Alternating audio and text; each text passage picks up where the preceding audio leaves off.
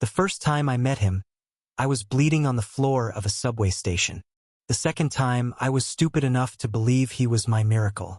It was early February in Manhattan, the kind of day when the cold bites through your coat and into your bones.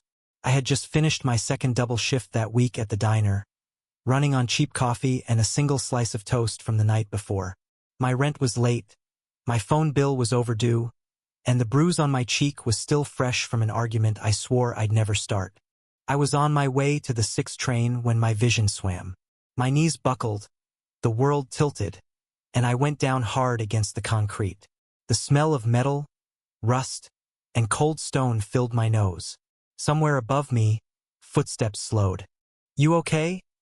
A voice asked, deep, smooth, the kind that made you want to trust it. I blinked up at him, tall, lean but solid, a worn leather jacket over a black sweater, hair falling messily over his forehead. His eyes were this impossible gray, like storm clouds before rain. He crouched down, slipping a hand under my arm. "Come on," he said softly, lifting me like I weighed nothing. I remember thinking, absurdly, that no one had held me like that in years, like I wasn't an inconvenience, like I mattered. His name was Alex. At least that's what he told me. He stayed with me until I caught my breath, bought me a bottle of water from the kiosk, and even walked me halfway home. We didn't talk much, just small, harmless things. Where I worked, what he did, freelance, he said with a shrug. How cold the winter had been.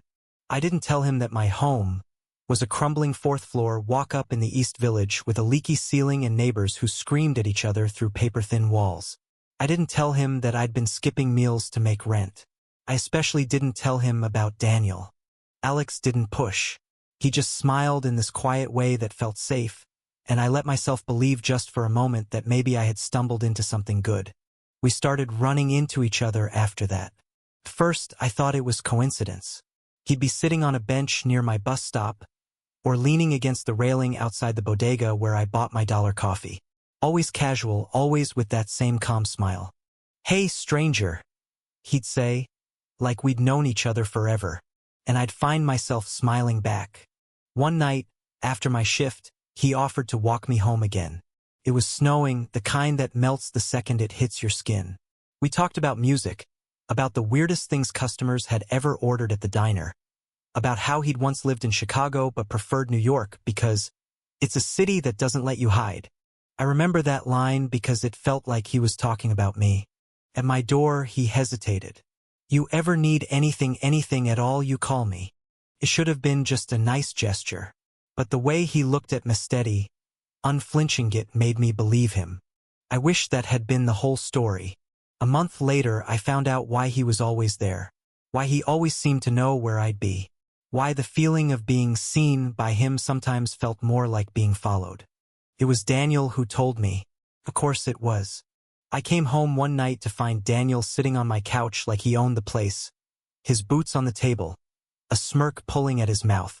We hadn't spoken in months. Not since I'd finally told him to get the hell out of my life.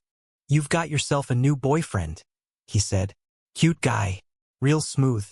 Too bad he's been working for me." My stomach dropped. "What are you talking about?" Daniel laughed. "Come on, baby. You think guys like him just happen to be around when you need saving? He's been keeping tabs on you, making sure you're still mine." I didn't believe him. Couldn't. Not until Daniel pulled out his phone and showed me the texts.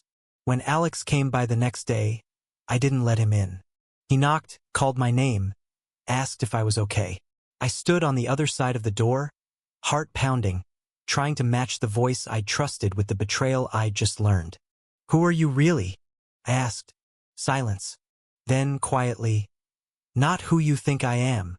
I didn't see him for weeks after that, but it didn't stop me from thinking about him, about how his hand felt against my skin, about the way he'd looked at me like I was worth saving. I hated myself for missing him.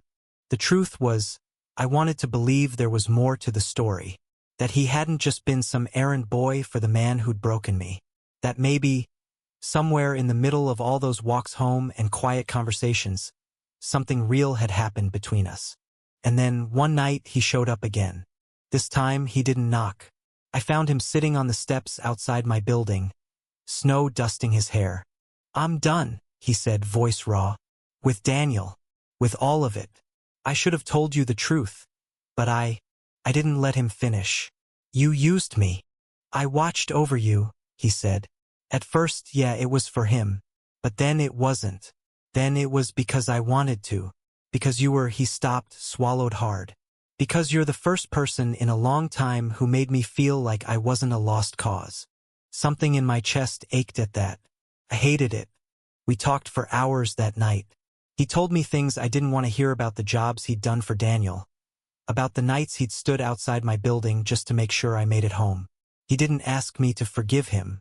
He just asked me to believe that some part of it had been real. Thank you for listening. Don't forget to like and subscribe to stay updated with the latest videos.